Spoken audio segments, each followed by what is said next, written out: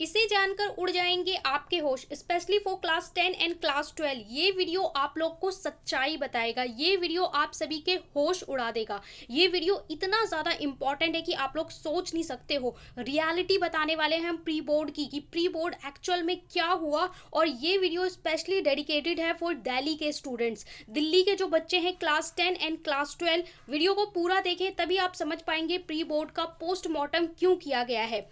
अभी कुछ दिन पहले दिल्ली में प्री बोर्ड कंडक्ट कराए गए हैं, क्योंकि जो बोर्ड एग्जामिनेशन है क्लास 10 एंड क्लास 12, यहाँ पे मैं सीबीएसई बोर्ड की बात कर रही हूँ, 26 अप्रैल से होने हैं। ऐसे में प्री बोर्ड कंडक्ट कराए गए हैं सभी गवर्नमेंट स्कूल में, प्राइवेट स्कूल में। और प्री बोर्ड का जो रिजल्ट आया है ना, उसने सबको हिला दिया है, चौंका दिया है। आप सब भी अपने अपने स्कूल में प्री बोर्ड का रिजल्ट एक्चुअल में देख चुके होंगे, और आपको ये जान के और ज़्यादा बहुत ज़्यादा शॉकिंग होगा कि पूरी दिल्ली में क्या हुआ है। क्योंकि मैंने यहाँ पे बहुत सारे स्कूल के बच्चों का रिजल्ट एनालिसिस किया है। आप लोग जब इसे जानेंगे तो आप लोग को सच में शॉक्ड हो जाएंगे। ठीक है, तो अब समझ लेते हैं कि यहाँ पे मैंने प्री बोर्ड का पोस्टमार्टम क्यों किया है। प्री बोर्ड का पोस्टमार्टम इसलिए किया है, यहाँ पे मैंने जो स्टूडेंट्स हैं, बहुत सारे स्टूडेंट्स, उनका जो रिजल्ट आया है प्री बोर्ड का, उसका एनालिसिस किया है और स्टूडेंट का पॉइंट ऑफ व्यू जानने की कोशिश की है। जो टीचर्स हैं, टीचर्स का पॉइंट ऑफ व्यू जानने की कोशिश की है सीबीएसई, और वो पूरा निचोड़ आपको इस वीडियो में मिलने वाला है। इसीलिए मैंने बोला है प्री बोर्ड का पोस्टमार्टम।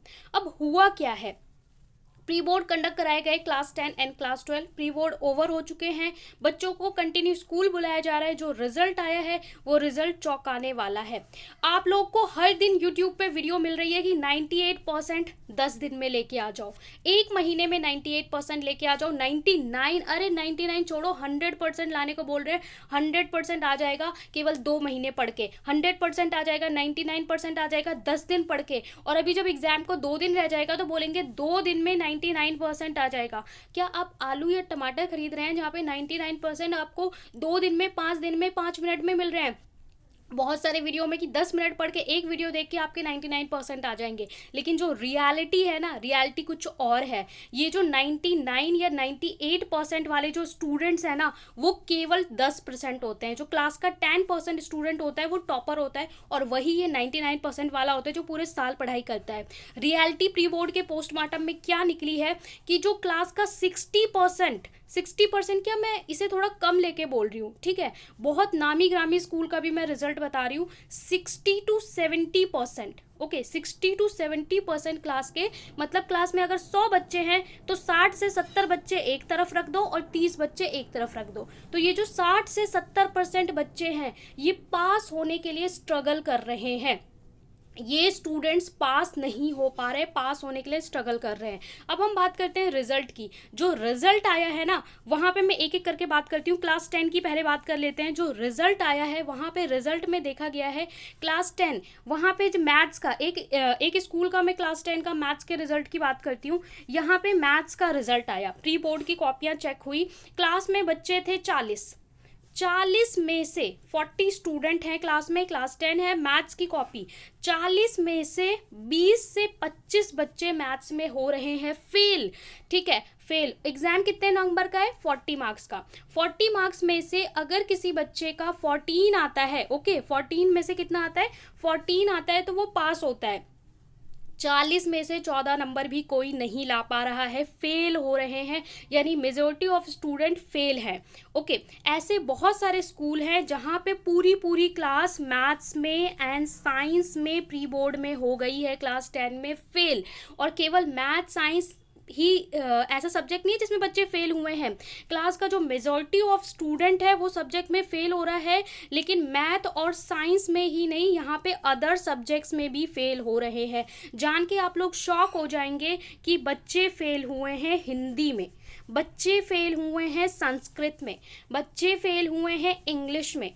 जो हिंदी और संस्कृत एक ऐसा सब्जेक्ट हुआ करता था हम लोग के टाइम में जिसे कोई बच्चा पूरे साल हाथ नहीं लगाता था, लेकिन एग्जाम से एक दिन पहले पढ़ के भी कभी भी कोई भी पूरे स्कूल में किसी भी सेक्शन में हिंदी या संस्कृत में कोई बच्चा फेल नहीं होता था। सबके हिंदी और संस्कृत में काफ़ी अच्छे मार्क्स आते थे। अभी हम कहाँ एग्जिस्ट कर रहे हैं जहाँ पे क्लास में बच्चे हिंदी में फेल हो रहे हैं, संस्कृत में फेल हो रहे हैं, मैथ और साइंस में पूरी पूरी क्लास फेल हो रही है। और टॉपर्स का क्या हाल है? जो क्लास के टॉपर्स होते हैं, क्लास में, हर क्लास में ऐसा होता था कि कम से कम 5 से 7 बच्चे या 10 बच्चे निकलते थे जो 40/40, 50/50 लाते थे। जो टॉपर हैं उनके आ रहे हैं 36, 37, 40 में से, मतलब टॉपर भी स्ट्रगल कर रहे हैं। और जो मेजॉरिटी ऑफ स्टूडेंट है वो पास होने के लिए स्ट्रगल कर रहा है। मतलब यूट्यूब पे वीडियो किसके लिए बनाई जा रही है? 10% स्टूडेंट के लिए। जो 10% बच्चे होते हैं वो टॉप करते हैं और 98% लाते हैं, इनके लिए हज़ारों वीडियो बनाई जा रही है। कोई वीडियो नहीं बना रहा है कि पास होने के लिए। आप वीडियो सर्च करोगे कि साइंस में पास कैसे हो, आपको नहीं मिलेगा। मैथ्स में पास कैसे हो, नहीं मिलेगा। वीडियो खोलेंगे वहाँ पे बोलेगा कि एनसीईआरटी भी कर लो, सैम्पल पेपर भी कर लो, पीवाई भी कर लो, ये भी कर लो, फलाना ढिमकाना। बच्चे का सर दर्द होता है, वो कुछ भी नहीं करता है, सब कुछ छोड़ देता है, उसके बाद हो जाता है फेल। रियलिटी ये है, जब हमने ग्राउंड पे एनालिसिस किया तो ये पाया जा रहा है कि बच्चे 60 to 70% जो क्लास के बच्चे हैं वो फेल हो गए हैं प्री बोर्ड में। ये है प्री बोर्ड का पोस्टमार्टम। यहाँ पे अगर हम साइंस और मैथ की बात करें तो साइंस एंड मैथ्स में बच्चों की बहुत ज़्यादा बुरी कंडीशन है। बहुत सारे बच्चे फेल हो रहे हैं। बहुत सारे ऐसे स्कूल है, काफ़ी अच्छे स्कूल है, वहाँ पे भी 50% स्टूडेंट्स फेल हो जा रहे हैं। जिन्होंने स्टैंडर्ड मैथ्स लिए, काफ़ी स्टूडेंट फेल हो रहे हैं। बेसिक मैथ्स में भी बच्चे फेल हो रहे हैं। और अगर हम क्वेश्चन पेपर की बात करें, मैंने सभी क्वेश्चन पेपर देखे थे इवनिंग और मॉर्निंग शिफ्ट के, कोई भी पेपर डिफिकल्ट नहीं आया था। सीधा एनसीईआरटी के क्वेश्चन उठा के दिए गए थे डायरेक्ट। यानी अगर जो बोर्ड लेवल का पेपर होता है वैसा पेपर होता तो पता ही नहीं क्या होता। ठीक है, इसके अलावा social study, Hindi, Sanskrit, other subjects में भी बच्चों के मार्क्स लो हैं और फेल हो रहे हैं। और अगर हम क्लास 10 के बाद अगर हम क्लास 12 की बात करें, ऐसा नहीं है ये चीज़ क्लास 10 के साथ हुई है, क्लास 12 की बात करें तो यहाँ पे साइंस स्ट्रीम वाले, कॉमर्स वाले एंड आर्ट्स वाले सभी बच्चों का ये हाल है। आर्ट्स स्ट्रीम के बहुत सारे स्कूल के बच्चे पॉलिटिकल साइंस में फेल हैं, हिंदी में फेल है। क्लास 12 में, 10th में हिंदी में नहीं फेल है, 12th में भी हिंदी में फेल हो रहे हैं, पॉलिटिकल साइंस में फेल हो रहे हैं। ठीक है, ऐसे ऐसे सब्जेक्ट, होम साइंस में जाके फेल हो रहे हैं, ऐसे ऐसे सब्जेक्ट में, ज्योग्राफी में, हिस्ट्री में फेल हो रहे हैं। ठीक है, साइंस के बच्चे हैं, फिजिक्स में फेल है, केमिस्ट्री में फेल है, बायोलॉजी में फेल है, मैथमेटिक्स में फेल है। यानी कि अगर आप किसी भी 10th और 12th के बच्चों को उठा लो, सबके स्कूल के रिजल्ट यही हाल है। तो अब ये तो हो गया इसका पोस्टमार्टम। अब हम जानते हैं स्टूडेंट का पॉइंट ऑफ व्यू, कौन है इसका जिम्मेदार। जब इतने सारे बच्चे प्री बोर्ड में फेल हो रहे हैं और 15 से 20 दिन बाद उन्हें फाइनल एग्जाम में बैठना है, इतने में अगर वो सही प्रिपरेशन नहीं करते तो स्कूल का रिजल्ट क्या होगा, दिल्ली का रिजल्ट क्या होगा, जहाँ पे क्लासेस लगाई गई हैं, वर्कशीट कराई गई हैं। अदर स्टेट्स की तो हम क्या ही बात करें। तो यहाँ पे हमने स्टूडेंट का पॉइंट ऑफ व्यू जानने की कोशिश की, टीचर का, और कि कौन रिस्पॉन्सिबल है इसके लिए। क्योंकि प्री बोर्ड में बच्चे इतना तैयार हो जाते हैं कि वो अपना, उनका बोर्ड का एक तरह से मिरर होता है कि अगर बच्चा प्री बोर्ड में 80% ला रहा है तो वो जो उनका बोर्ड एग्जाम होगा उसमें 85 to 90% लाएगा। लेकिन जब आप प्री बोर्ड में फेल हो रहे हैं, दैट मीन आप स्ट्रगल कर रहे हैं पास होने के लिए। स्टूडेंट से मैंने पूछा, बहुत सारे अलग अलग स्टूडेंट्स, हम साउथ दिल्ली की बात करें, ईस्ट दिल्ली की बात करें, अलग अलग स्टूडेंट से यहाँ पे बात की गई। तो स्टूडेंट्स का क्या जवाब है, हो सकता है आपका भी ये पॉइंट हो सके। कुछ स्टूडेंट्स का मानना है कि हम टर्म 1 के रिजल्ट का वेट कर रहे थे। ठीक है, पहले स्टूडेंट्स की बात समझ लेते हैं। स्टूडेंट से पूछा गया तो स्टूडेंट ने कहा कि हम टर्म 1 का रिजल्ट का वेट कर रहे थे। टर्म 1 के रिजल्ट को लेके इतना ज़्यादा प्रेशर था, इतना ज़्यादा टेंशन था कि हमें पता ही नहीं था प्री बोर्ड स्टार्ट होगा। सडनली प्री बोर्ड स्टार्ट हो गया और टर्म 1 का रिजल्ट भी उसी टाइम आ गया, तो हम टर्म 1 के रिजल्ट से डिप्रेस हो गए, इसलिए हमारा टर्म 2 खराब, ये प्री बोर्ड खराब हो गया। ठीक है, कुछ बच्चों का कहना है कि जो टर्म 2 है, जो टर्म 1 था, ठीक है, ये भी मैं बच्चों के पॉइंट बता रही हूँ। टर्म 1 था उसके लिए हमें काफ़ी ज़्यादा 7 से 8 महीने मिले थे, लेकिन जो टर्म 2 है उसके लिए हमें बहुत कम टाइम मिला।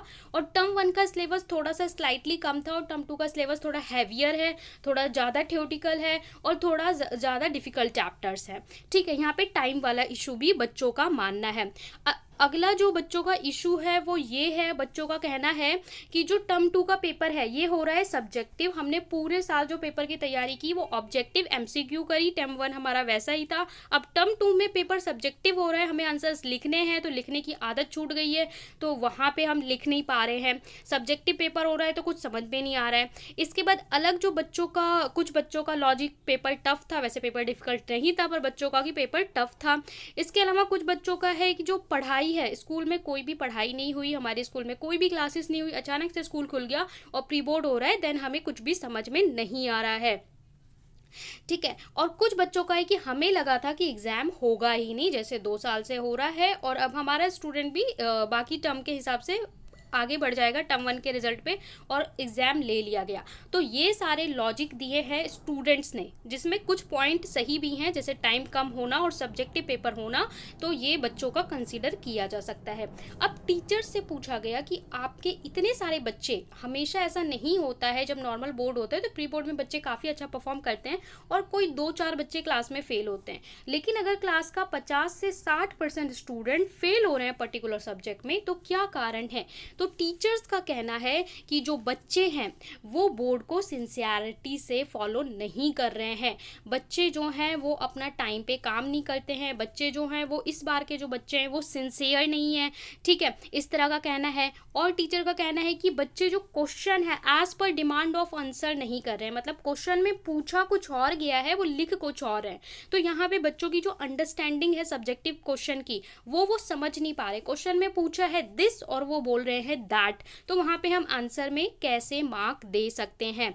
अलग दूसरा जो बच्चों का, टीचर्स का है कि बच्चे पेपर प्रेजेंटेशन को नहीं समझ रहे हैं। बोर्ड में पेपर प्रेजेंटेशन एक अच्छा मुद्दा होता है, तो यहाँ पे पेपर प्रेजेंटेशन बच्चे करना नहीं जानते हैं, बच्चे कैलकुलेशन नहीं कर रहे हैं, बच्चे बहुत सारी गलतियां कर रहे हैं। तो ये सारे जो लॉजिक है वो टीचर्स के। अगर हम सीबीएसई की बात करें तो सीबीएसई अपना टर्म 1 वो रिजल्ट डिक्लेयर कर चुका है। टर्म 2 का उसने कहा है कि वो रिजल्ट वेटेज बढ़ाएगा और सारी चीज़ों को कंसीडर किया करेगा। तो सीबीएसई का कहना है कि बच्चों को सॉल्व करना चाहिए पीवाईक्यू। सैम्पल क्वेश्चन पेपर हम रिलीज कर चुके हैं, पीवाईक्यू सॉल्व करना चाहिए, क्योंकि हम पेपर बहुत डिफिकल्ट नहीं देंगे और पेपर में मोस्ट ऑफ द स्टूडेंट्स को पास करने की कोशिश की जाएगी और बच्चों को ये सारी चीज़ें फॉलो करनी चाहिए। तो बच्चे जो है वो, ये बोर्ड स्टैंडर्ड होता है, मतलब सीबीएसई ने टर्म 1 में भी यही कहा था कि बोर्ड एक स्टैंडर्ड होता है, उसे बच्चों को फॉलो करना चाहिए। लेकिन बच्चे जो स्टैंडर्ड क्वेश्चंस होता है उसका जो लेबल है उसको भूल चुके हैं।